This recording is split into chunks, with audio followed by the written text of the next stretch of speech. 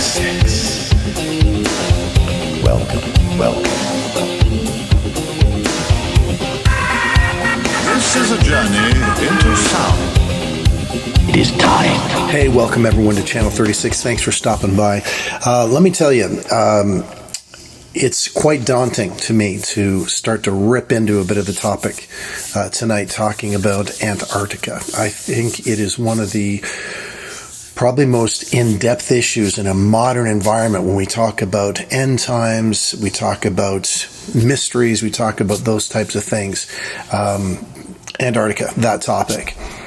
And what I'm referring to is that, most people from a general cultural, let's say, perception, look at Antarctica as being just, a quiet place. It's picturesque. There's penguins walking around everywhere, and, maybe some tourists here and there show up. There's probably some scientific research going on there. People from around the world plant their flags there, and they, climb glaciers and all that kind of stuff. And it just seems to be beautiful, peaceful, quiet, etc. Folks, I'm here to say that it is very, very possible that not only in the past has Antarctica been an absolute hotbed of the demonic kingdom on this planet, but in a modern context, it's very possibly the launching point of what the Bible refers to in Luke 21:26. Where it references the fact that men's hearts would fail them for fear because of what is coming upon the earth. Literally, what a dichotomy, or what an opposite in viewpoint. And this is what we're going to rip into here a little bit. So, you know what I'm going to say next? I'm doing my usual. I get a coffee. I'm kicking back here. And actually, this time I've got some Simon & Simon on to keep me company. Great show from the 1980s. If you remember, James Parker and Gerald McRaney played AJ and Rick, or Rick and AJ, two detectives. And really kind of an interesting trivia point on that was Jameson Parker did a great job as AJ Simon. I love this show, man. Everything from the theme song to the whole series, I absolutely loved it. But he disappeared from Hollywood. It was right near the end of Simon & Simon.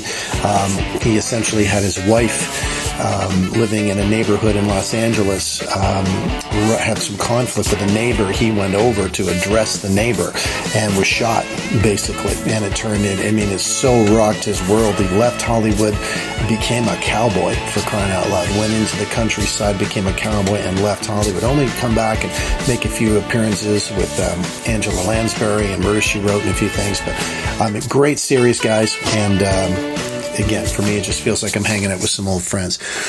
So let's rip into this. I'm going to look at Antarctica from the perspective of the past and certainly potentially the present. And in this, guys, if there's ever been a topic we're talking about, please understand where I'm coming from with this.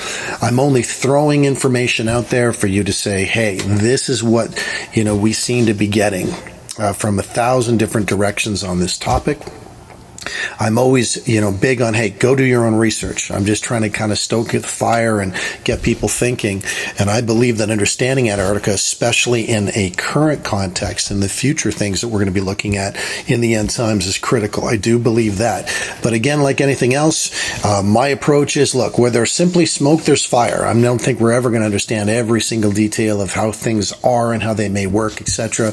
But I always look for congruency. So, when you've got 50 sources that are saying pretty much the same thing, you gotta, give some credence to it or some respect to it as far as that goes.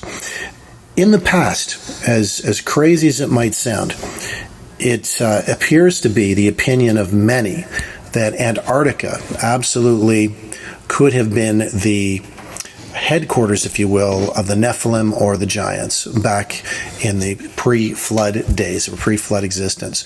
That was the homeland, headquarters, if you will, of the hybrids, a combination of fallen angels, hybrids, all those types of things are certainly one of them, and definitely the giants at that particular time in history. There are many who believe actually that Antarctica absolutely is the lost continent of Atlantis. all right, which is really interesting because when you look at the whole, anything tied to Atlantis, it's tied into mysticism and the occult. Isn't that interesting? Again, we see the commonality between the legends and history and the technology that they had. Apparently, technology and ability in Atlantis. I mean, these are the things that we've had from legend over the years. Well, that again ties into the possibility of a connection of fallen angel technology. I mean, the Book of Enoch talks about that. Not biblical canon, but a writing from the period. And Enoch, again, was recognized and respected within the Bible. So that being said, we see a tie to, what could have been Antarctica. And isn't it interesting that, let's just say for a moment that it was, okay? So we'll take that, as potential fact for the moment, or we'll stand on that. Isn't it interesting that, when it comes to the flood, all right, so, and again, we're believing what the Bible says. Let's say that the globe is covered in water, completely covered in water. And by the way, the flood, there isn't a culture in the world, I don't think, that does not have flood stories or flood myths. And there's geological evidence, etc., to the flood and all that kind of stuff, that kind of good stuff. But isn't it interesting that there, again, many folks believe, from a scientific background as well, that if you were to, say, load the world up with water on its surface everywhere, that would initiate very likely, first of all, it would affect the gravitation, it would affect the science of the working of the planet and how it rotates, a variety of different things. Many believe that would have caused a pole shift. All right. So in other words, where Antarctica was originally back in those days on the globe is different than where it is now. And there is absolute evidence that in Antarctica, in modern times, that it had a tropical climate before. They even found animals that had there was a flash freeze, all right, and it was still with food in their mouths, those types of things. Okay, well, here's the interesting thing. If it was a headquarters or hotbed for the satanic on the earth, as far as that went, all of a sudden we have a pole shift that very possibly occurs after a flood because of the physical impact of that much water on the globe. Bam, the Antarctica, moves drastically and shifts, and now it's embedded and then it becomes embedded under 2 miles of ice. What I think is so fascinating with this is how much this potentially is in line with the character of God. All right. So here you have a hotbed of satanic activity. God sends a flood. It's because of wrath on those things.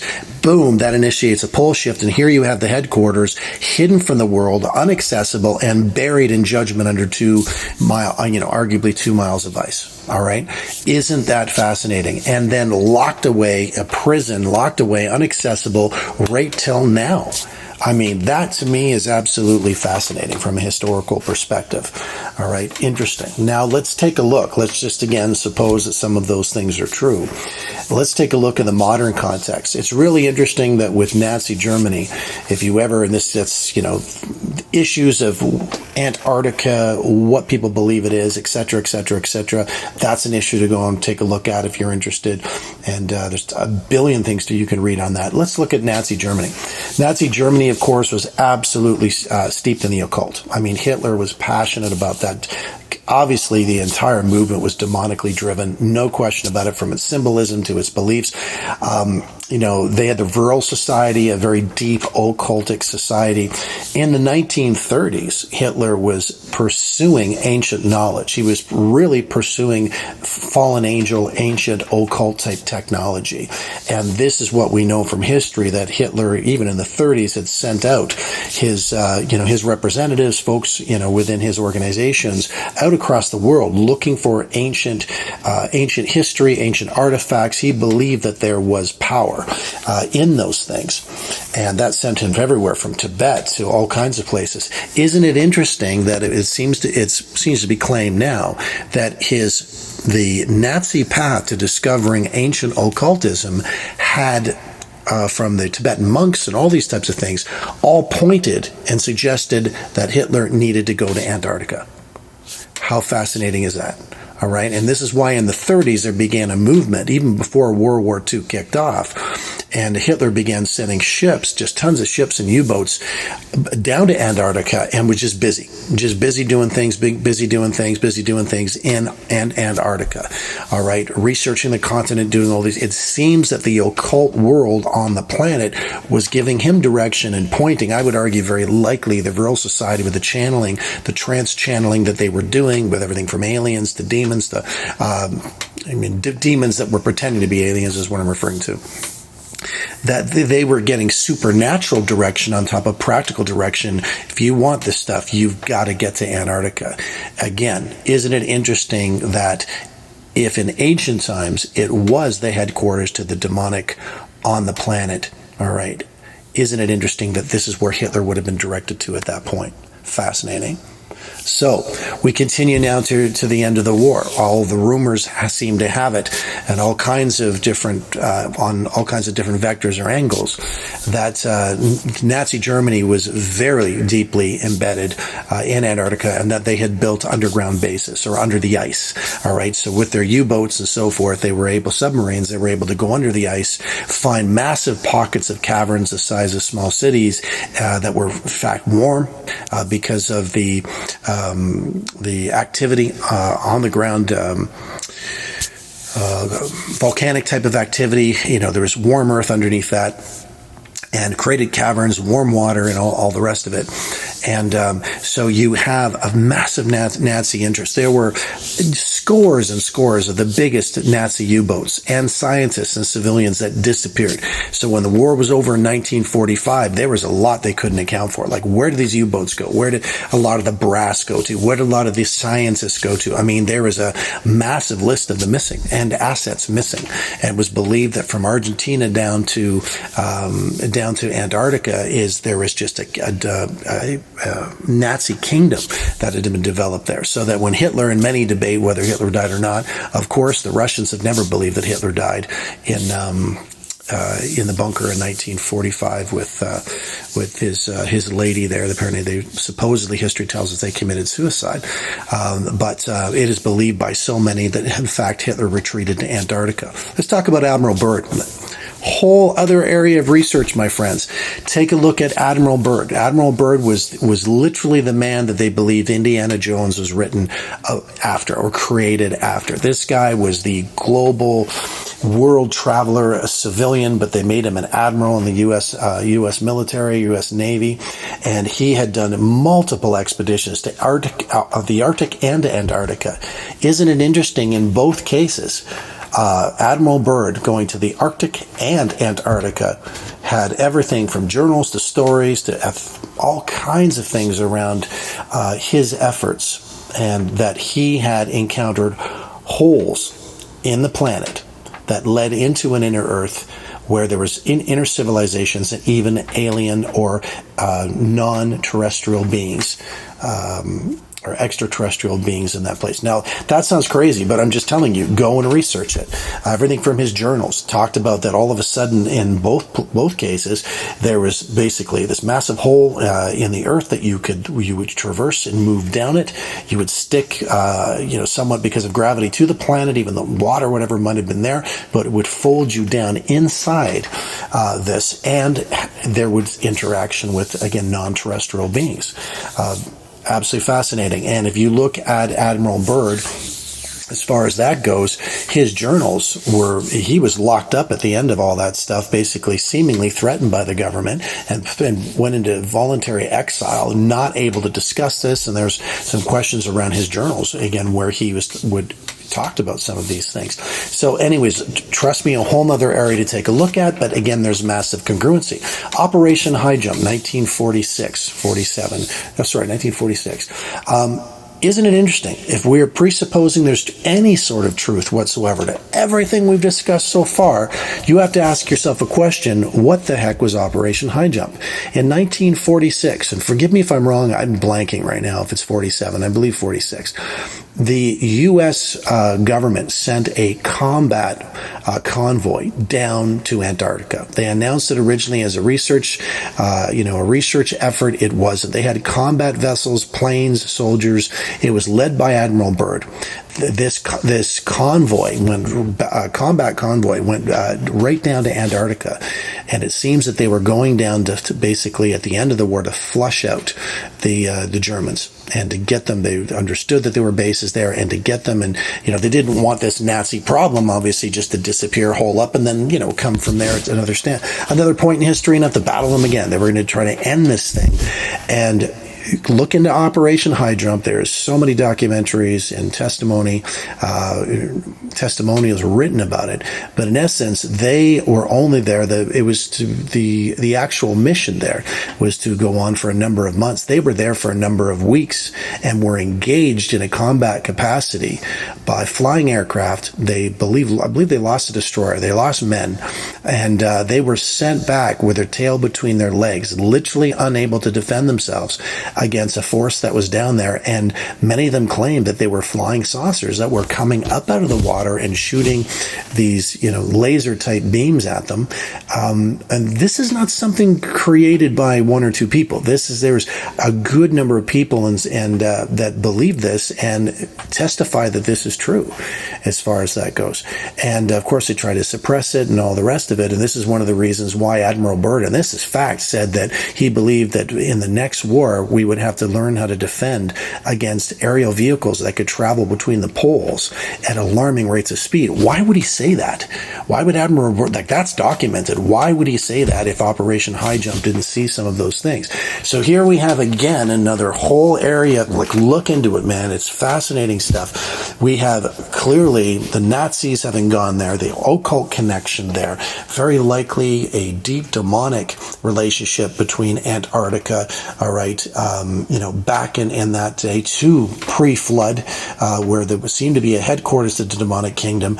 Down there seems to be non-terrestrials, flying saucers, these types of things. The Nazis completely disappeared into that world, and who knows, if there is a massive entrance into into either a honeycomb or a hollow element of the earth. I mean, it seems to have happened from there, and as far as that goes, it's fascinating. Take a look at Operation Highjump. And again, we see it's that 1946, 1947, where we see the birth of the modern UFO phenomenon, from everything to the massive experiences people started having with them, to the alien abduction phenomenon, all those types of things, spawning from that juncture. Let's take this now. I'm trying to think if I'm missing anything from more of a historical perspective, around some of the mysteries of Antarctica here. But let's bring this again now to a modern context in the 2000s and 2020, where we're at now. And all I'm suggesting is, isn't it interesting that the things that seem to be coming forth now are entirely congruent with all the stuff I just discussed here, all the stuff that from, again, pre-flood to Nazi Germany, everything we're talking about now, again, seems to be congruent and tied.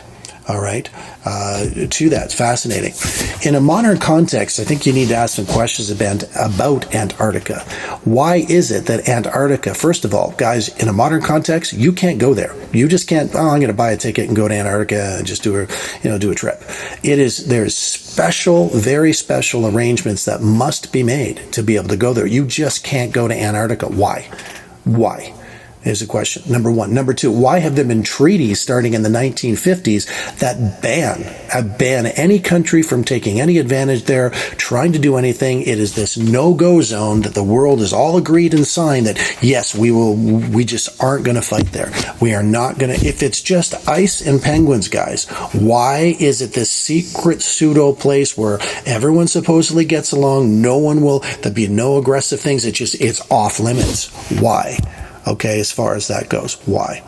And it seems the word has come out for quite some time now that with potentially the warming of the planet, I hate to use global warming because that's a whole nother issue. Is it really happening the way they say? That's a whole nother discussion.